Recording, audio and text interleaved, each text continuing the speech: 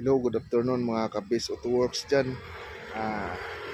Unit for release na naman tayo guys.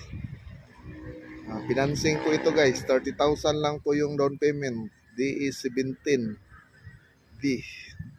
Yan, sobrang napakaganda. Yung customer po yung nag-design natin ito. Siya yung pumili ng design ng sticker. Tapos yung sa kulay.